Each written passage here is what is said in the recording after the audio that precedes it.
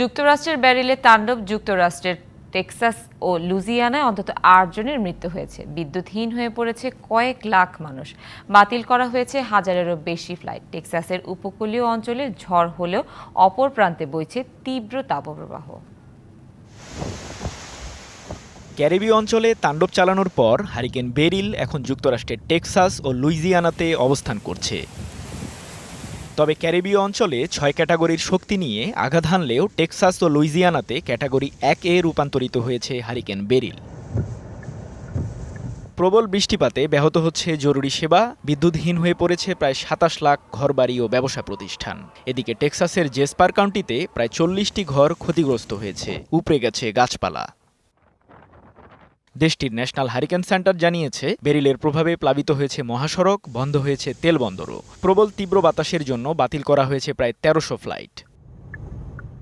টেক্সাসের বিদ্যুৎ সেবা স্বাভাবিক হতে বেশ কয়েকদিন সময় লাগতে পারে বলে জানিয়েছেন গভর্নর।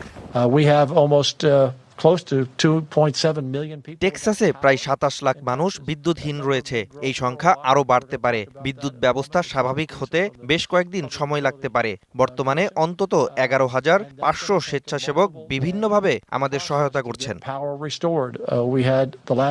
টেক্সাসের পূর্বাঞ্চল, লুইজিয়ানার পশ্চিমাঞ্চল ও আরকানসাসে বেরিলের প্রভাবে টর্নেডো হওয়ার শঙ্কার কথাও জানিয়েছে ন্যাশনাল হারিকেন সেন্টার।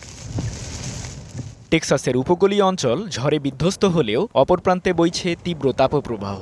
যুক্তরাষ্ট্রের আবহাওয়া অধিদপ্তর জানিয়েছে, মঙ্গল ও বুধবার আবহাওয়ার গড় তাপমাত্রা থাকবে প্রায় ৪০ ডিগ্রি সেলসিয়াস। বিশেষজ্ঞরা বলছেন, স্বাভাবিক হারিকেনের তুলনায় বেরিল কিছুটা আলাদা। সাগরে ঘন ঘন ঝড় সৃষ্টির পেছনে জীবাশ্ম জ্বালানি দূষণকেই মূল কারণ হিসেবে দেখছেন তারা।